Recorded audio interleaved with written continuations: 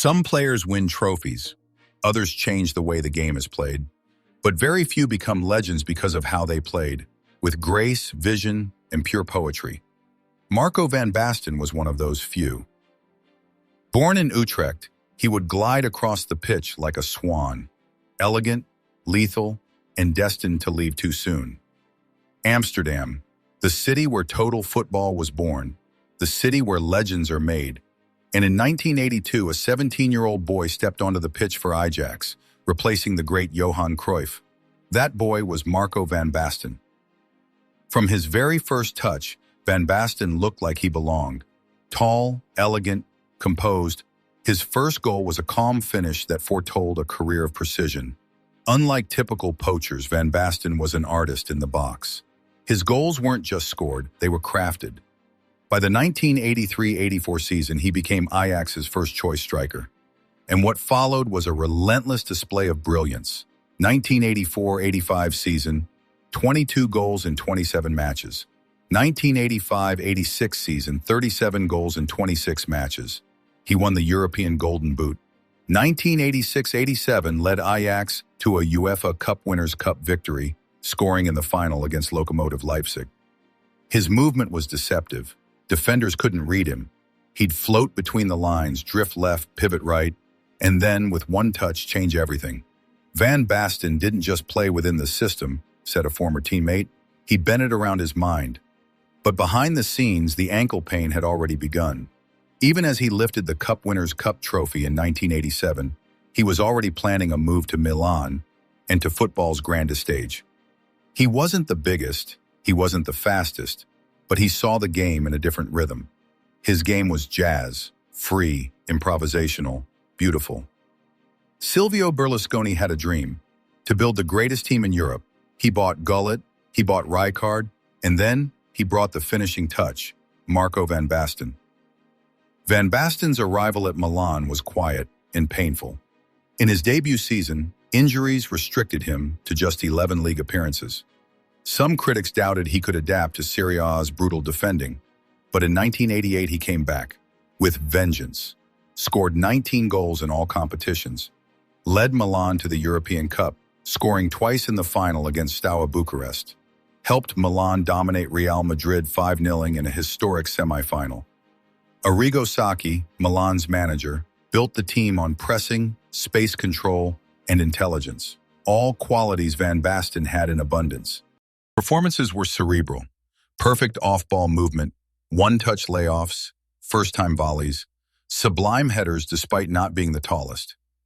By 1992, Van Basten had scored over 100 goals for Milan and helped the club win 3 Serie A titles, 1988, 1992, 1993, 2 European Cups, 1989, 1990, 2 Intercontinental Cups. He was more than a striker. He was Milan's brain in the final third.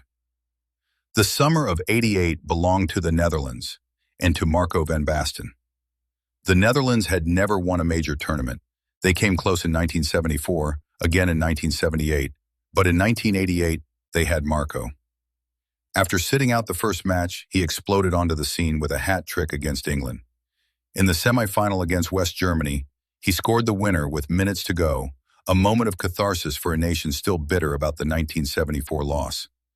And then, the final, against the Soviet Union, from an angle no sane player would attempt, Marco volleyed the ball into history. A goal sculpted from imagination. He finished as top scorer. The Dutch were champions. The world had a new icon. What a goal! What a goal! The Dutch won 2-0. Van Basten claimed the Golden Boot and was named player of the tournament. It was the pinnacle of Dutch football. 3 golden orbs. 3 acknowledgements from the footballing world that Marco van Basten was simply the best. 1988 for conquering Europe with Milan and the Netherlands. 1989 for leading Milan to European glory and redefining the striker's role. 1992 for a near-perfect domestic season, 25 goals in Serie A, where he looked as dominant as ever. In 1992, he was also named the FIFA World Player of the Year, becoming one of the few players in history to win both accolades in the same season. He made defenders fear elegance, one journalist wrote. You didn't stop Van Basten, you prayed he missed. Despite the accolades, Marco's body had already started to rebel. Multiple ankle surgeries, long layoffs, injections before games, wearing two different size boots to reduce pain. By 1993, his ankle was so damaged he could no longer sprint, jump, or even sleep without pain. He played entire seasons with his ankle barely functional. By 1993, at just 28, he played his final match. There would be no comeback. His last official game came in the 1993 Champions League final, a game Milan won but Van Basten watched in agony. He attempted a comeback for 2 years. It never happened. In 1995, aged just 30, he retired. He spent his prime in silence, not on the field but in recovery rooms. Football had lost its poet. Though his playing days were done, Marco stayed close to the game. As manager of the Dutch national team, he brought a new generation to life, including a young Robin van Persie. As a pundit, he didn't sugarcoat. Honest, insightful, occasionally controversial, but always respected.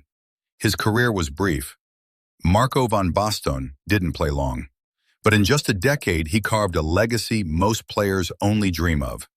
His elegance lives on in the strikers who mimic his movement, his humility in the interviews that follow silence, his impact eternal. He wasn't just admired, he was remembered. But in that time, he accomplished what few ever will. 3 Ballon d'Ors, UEFA Euro champion, 2 times European Cup winner, 4 Serie A titles, national icon in 2 countries, the Netherlands and Italy. Modern greats, from Thierry Henry to Zlatan Ibrahimovic, call him their inspiration.